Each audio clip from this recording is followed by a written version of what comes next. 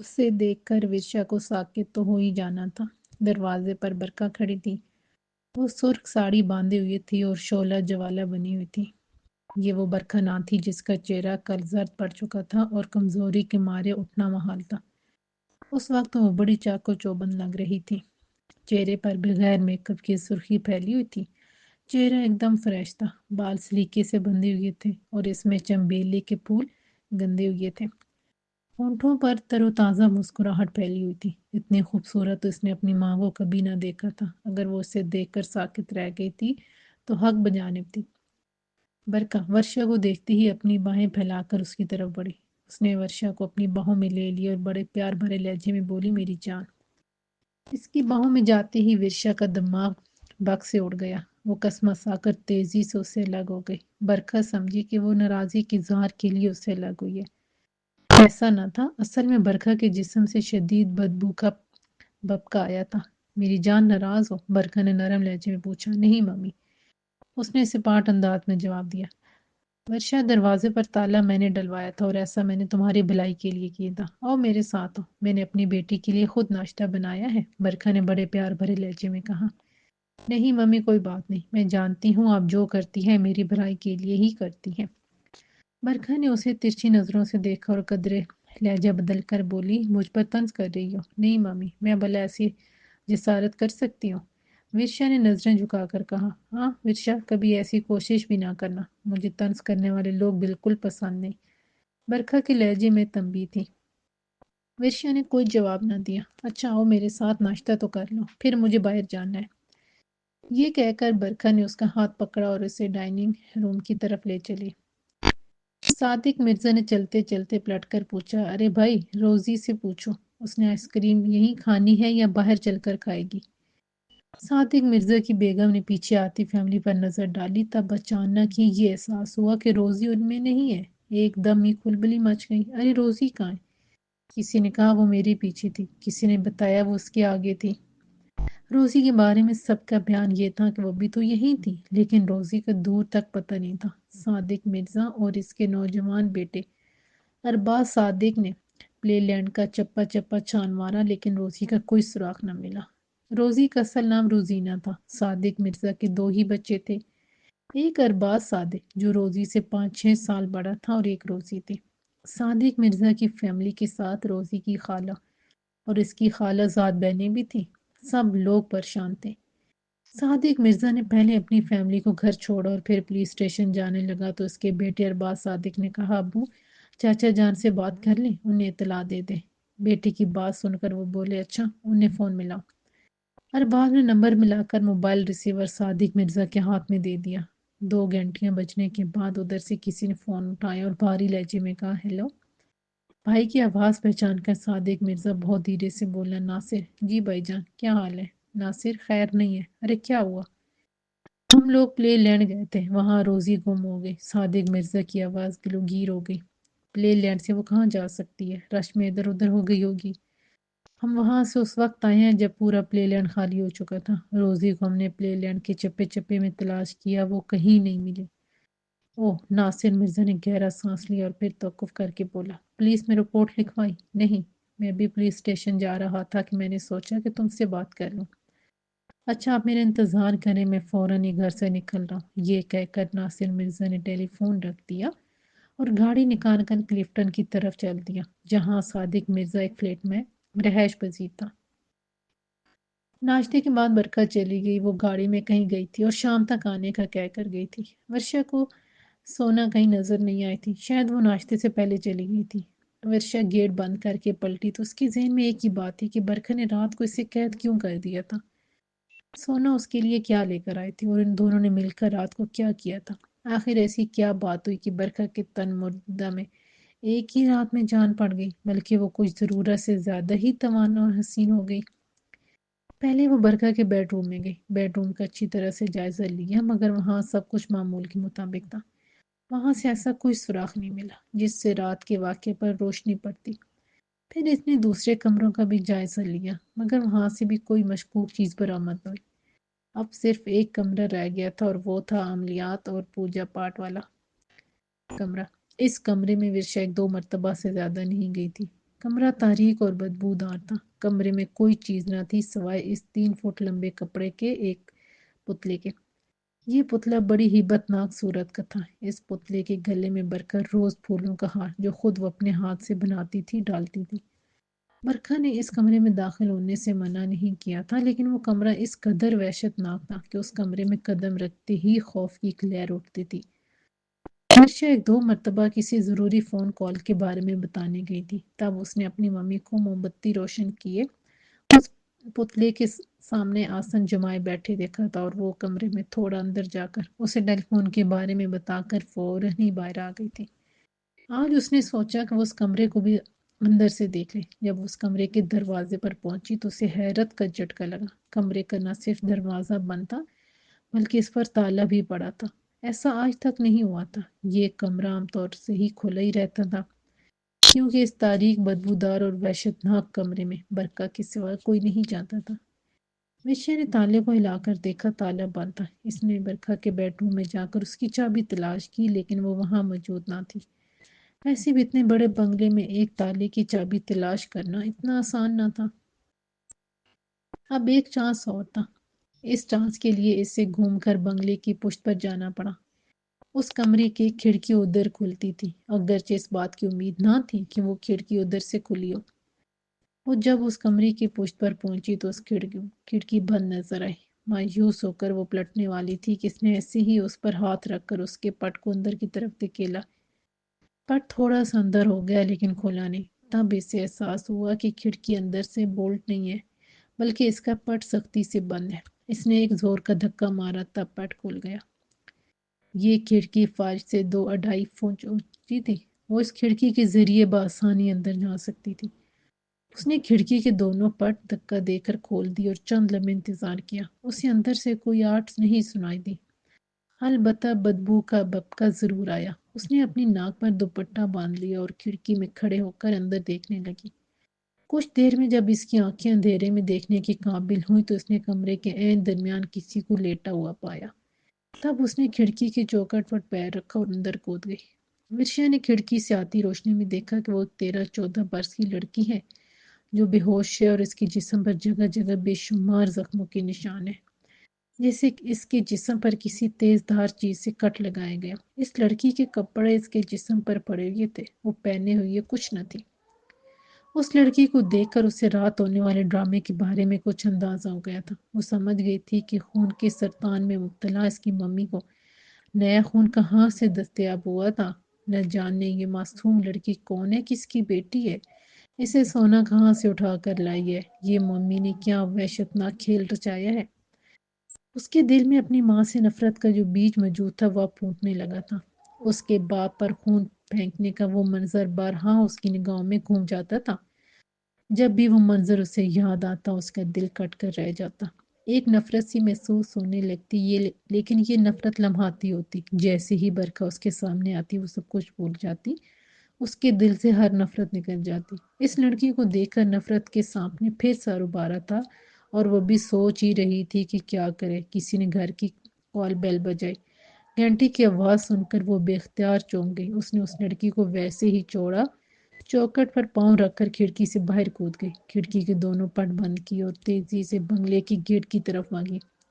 جب اس نے چھوٹا گیٹ کھول کر سر باہر نکالا تو اس کے غصے کی انتہا نہ رہی۔ دروازے پر ایک فقیر مسکین صورت بنائے کھڑا تھا۔ اللہ کے واسطے بی بی کچھ مدد کرو۔ ورشا نے کوئی جواب دیے بغیر دروازہ دھڑ سے بند کر دیا اور اپنے کمرے کی طرف چل دی۔ روزی کو غائب ہوئی آج تیسرا روز تھا۔ ان 3 دنوں میں پولیس نے اپنی سی کوشش کر کے دیکھ لی تھی، وہ روزی کا سراغ لگانے میں ناکام رہی تھی۔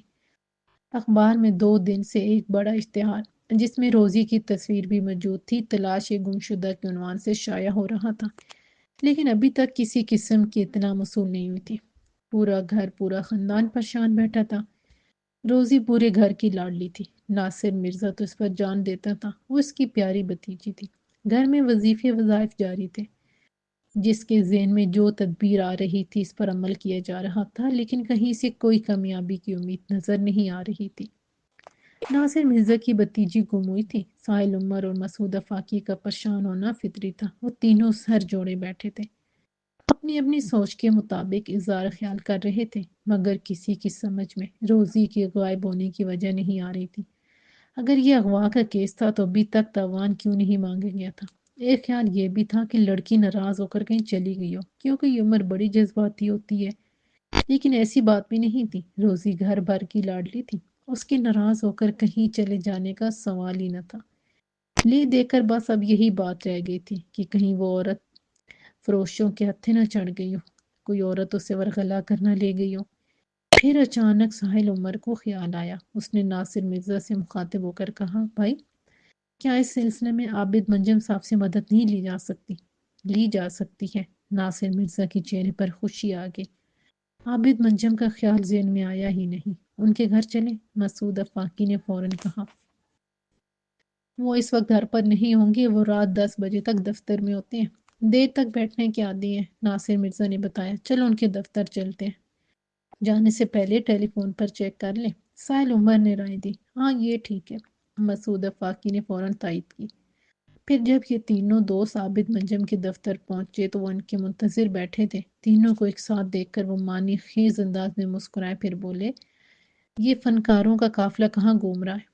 عابد صاحب یہ دونوں تو واقعی فنکار ہیں، ناصر مرزا نے مسعود کی طرف اشارہ کر کے کہا۔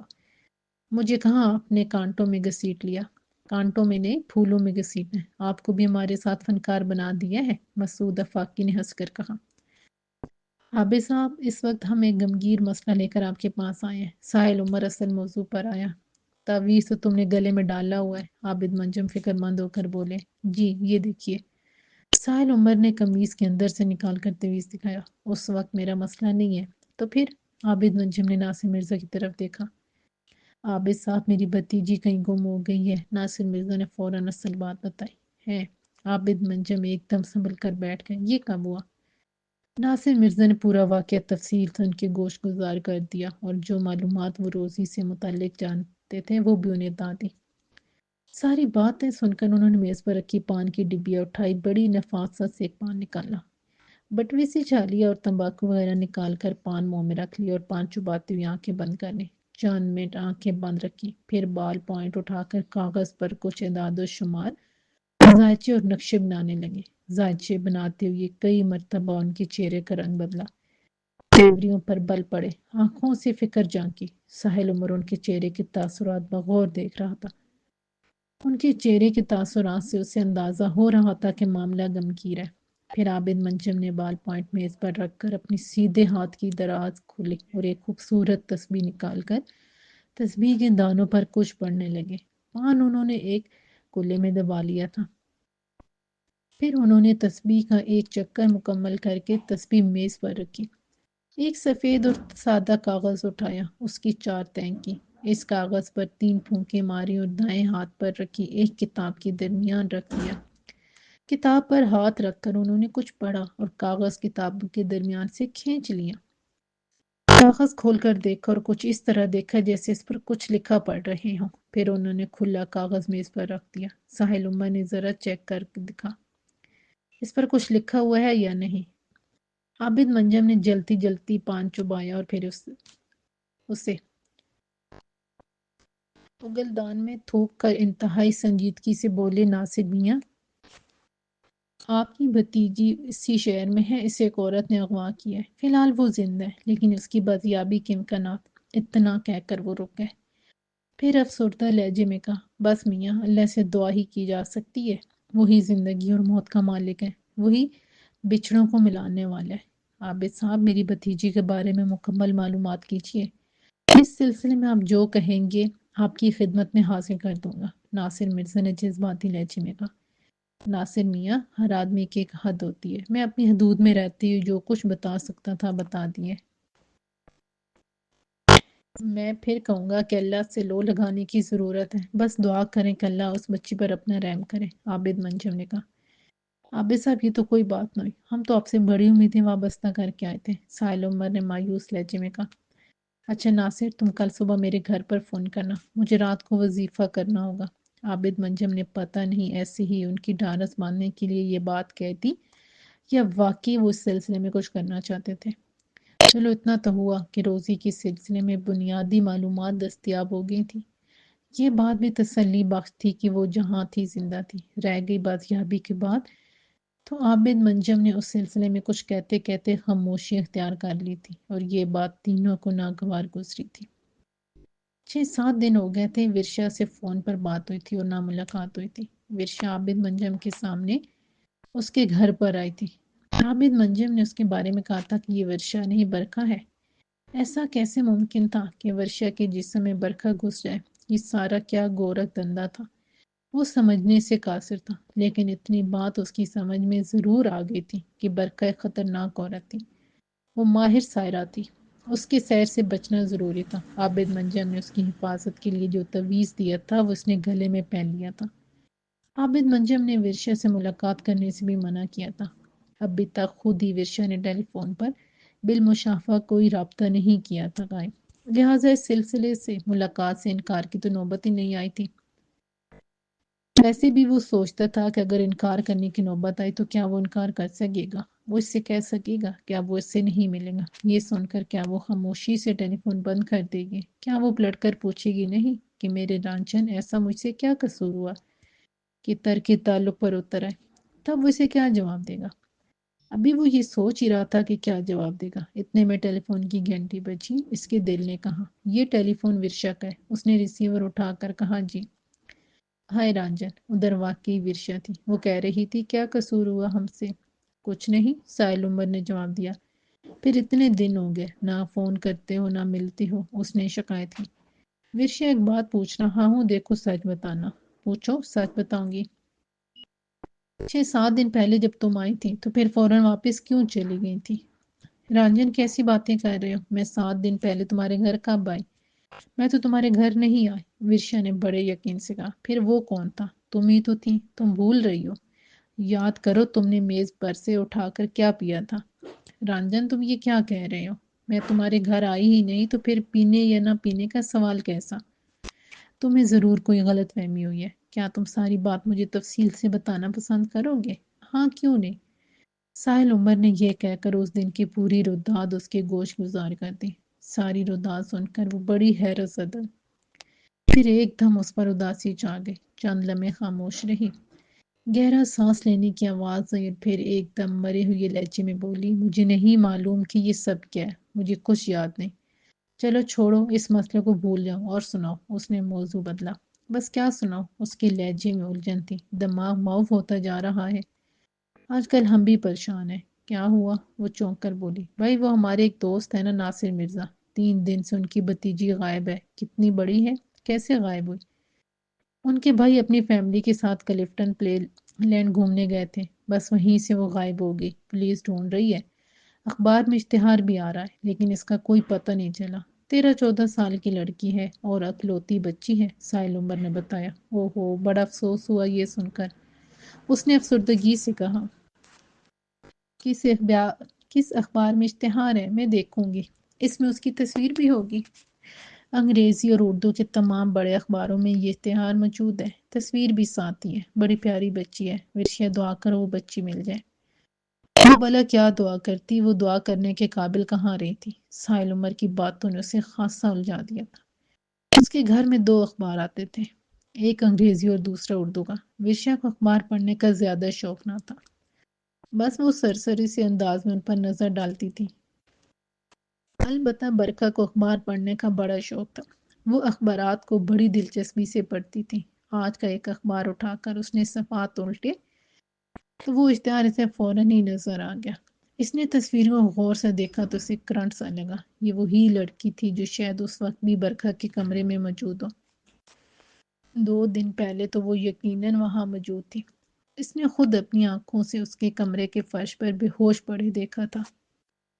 اب بھی وہ اشتہار غور سے دیکھ ہی رہی تھی کہ برکھا اس کے کمرے میں دبے پاؤں آ گئی۔ اس نے جھک کر دیکھا کہ ورشا کیا پڑھ رہی ہے۔ ممی تم نے یہ اشتہار دیکھا؟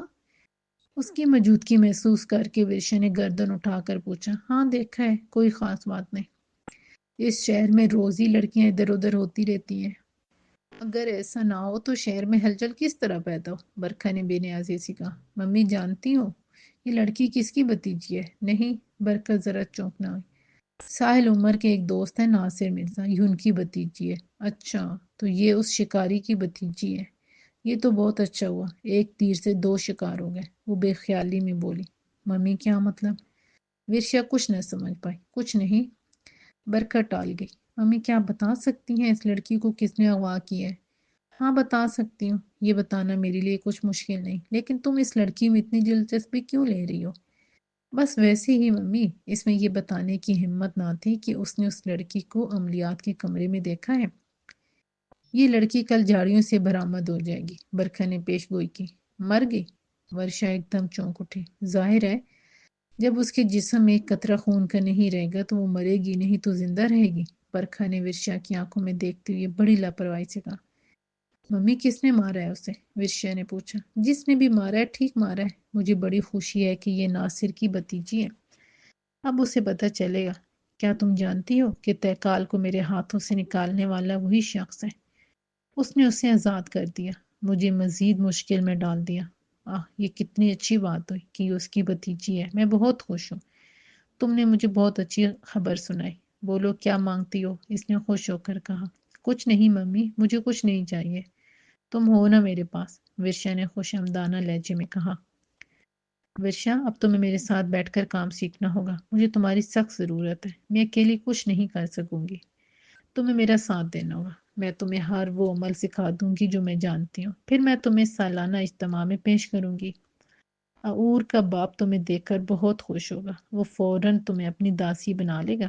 ٹھیک ہے ممی، جیسے آپ کی مرضی، ورشا نے انتہائی فرما برداری سے کہا۔ ورشا کی تمام سوچیں برکھا کے سامنے آتے ہی دم توڑ دیتی تھیں۔ برکھا سے نظر ملتے ہی وہ اپنا آپ بھول جاتی تھی، اسے یوں محسوس ہونے لگتا کہ ممی جو کچھ کہہ رہی ہیں ٹھیک کہہ رہی ہیں۔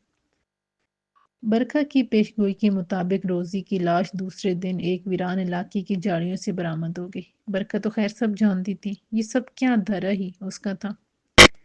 البتہ عابد منجم نے جو کہا تھا وہ سچ ثابت ہوا۔ اگر عابد منجم نے جو کہا تھا وہ بہت مبہم تھا، لیکن اس ابہام میں بھی بہت کچھ واضح تھا۔ برکھا نے روزی کی لاش داسن کے ذریعے جھاڑیوں میں پھینکوائی تھی اور پھر اسی نے ٹیلی فون کر کے متعلقہ تھانے میں روزی کی لاش کی اطلاع دی۔ ممکن تھا کہ روزی کی لاش کو بازیاب ہونے میں 5-7 دن لگ جاتے، لیکن برکھا چاہتی تھی کہ لاش جلد از جلد برآمد ہو جائے تاکہ لواحقین لاش پا کر رو دھو کر سکون سے بیٹھ جائیں۔ لاش نہ ملنے کی صورت میں برکھا کو خطرہ تھا کہ روزی کے متعلقین عاملوں کے ذریعے اس تک نہ پہنچ جائیں۔ سب سے زیادہ خطرہ تو اسے عابد منجم سے تھا۔ وہ اس دن اس کی ایک جھلک دیکھ کر یہ اندازہ لگا چکی تھی کہ بندہ واقف کار ہے، کام کو اچھی طرح سمجھتا ہے۔ لاش برآمد ہوئی تو اس گھر پر قیامت ٹوٹ پڑی۔ جس گھر کی وہ بیٹی تھی، اس کی موت کا ماں باپ کو جتنا دکھ ہوتا کم تھا، لیکن وہ تو خاندان بھر کی لاڈلی تھی۔ سب سے زیادہ چہتی تو وہ ناصر مرزا کی تھی۔ اس کی لاش دیکھ کر وہ چند لمحے ساکت رہ گیا، دل سے درد کی ایک لہر اٹھی۔ پوسٹ مارٹم کی رپورٹ کے مطابق اسے کسی تیز دھار آلے سے بے پناہ تشدد کا نشانہ بنایا گیا تھا۔ اس کے جسم پر جگہ جگہ زخموں کے نشانات تھے۔ جسم سے بہت زیادہ خون بہہ جانے کی وجہ سے اس کی موت واقع ہوئی۔ ناصر مرزا کا بس چلتا اور اسے یہ معلوم ہو جاتا کہ کس درندے نے اس کی بھتیجی کی یہ حالت بنائی ہے تو اسے کہیں زیادہ اذیت دیکھ کر اسے مار ڈالتا۔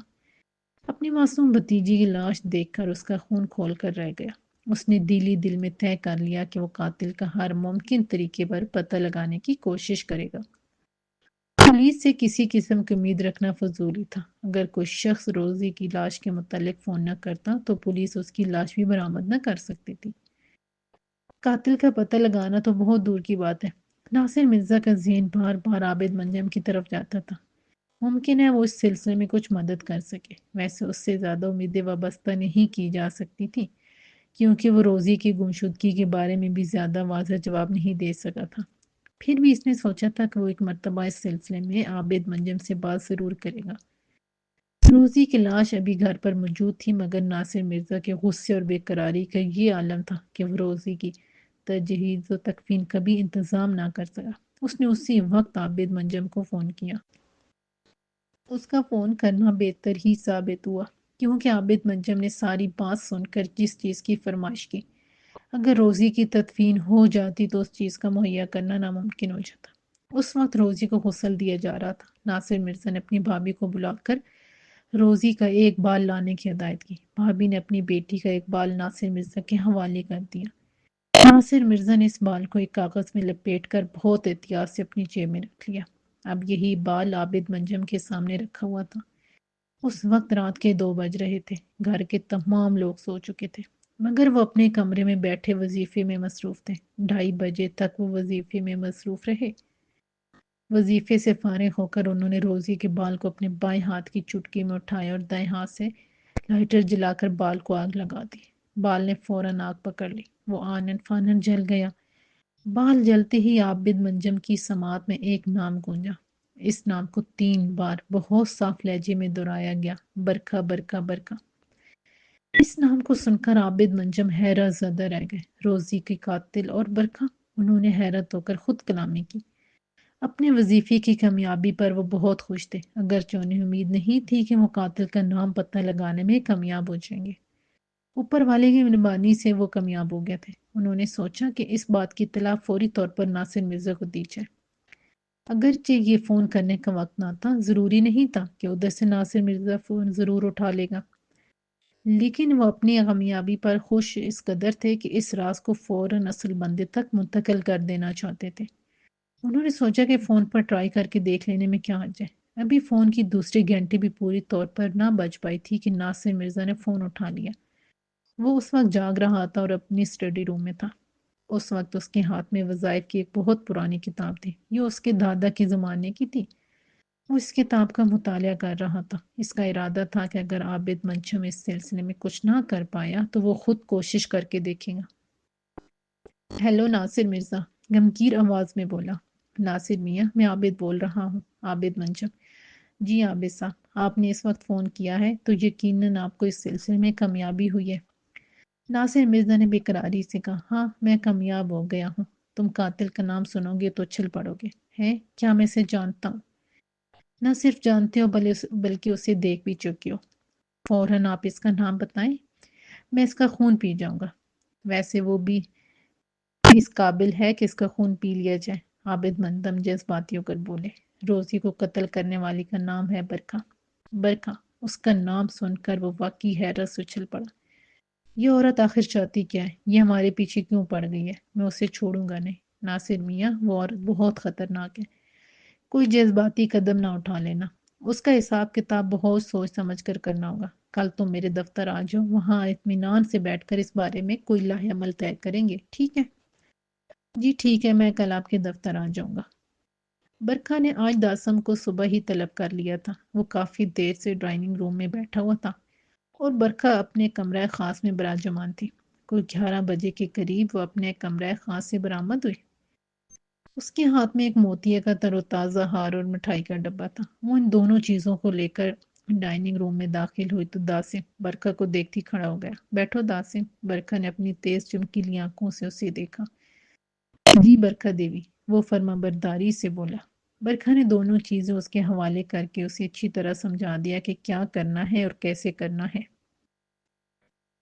داسم نے وہ ہار بہت احتیاط سے کاغذ میں لپیٹ لیا، پھر دونوں چیزیں لے کر برکھا کے بنگلے سے نکل آیا۔ اس نے اپنی گاڑی کا رخ جائے واردات کی طرف موڑ دیا۔ مطلوبہ جگہ پہنچ کر اس نے گاڑی بلڈنگ کے نیچے پارک کی اور وہ دونوں چیزیں اٹھا کر اس بلڈنگ کی سیڑھیاں چڑھنے لگا۔ اس بلڈنگ کے دوسرے فلور پر عابد منجم کا دفتر تھا۔ اس وقت 11:30 بجے تھے اور وہ ابھی دفتر آئے تھے۔ دفتر کا ملازم شوکت کرسی ڈالے کمرے کے باہر بیٹھا تھا۔ داسم نے ایک نظر شوکت پر ڈالی اور کمرہ کھلا دیکھ کر وہ سیدھا کمرے میں داخل ہو گیا۔ عابد منجم نے ایک عجیب سے شخص کو اپنے دفتر میں بلا تکلف داخل ہوتے دیکھ کر ذرا ناگواری سے پوچھا، جی فرمائیے۔ داسم نے کوئی جواب دیے بغیر مٹھائی کا ڈبہ میز پر رکھا اور کاغذ میں لپٹا ہوا ہار کھولنے لگا۔ اس کے ہونٹوں پر پھیلنے والی مسکراہٹ زہریلی ہوتی جا رہی تھی۔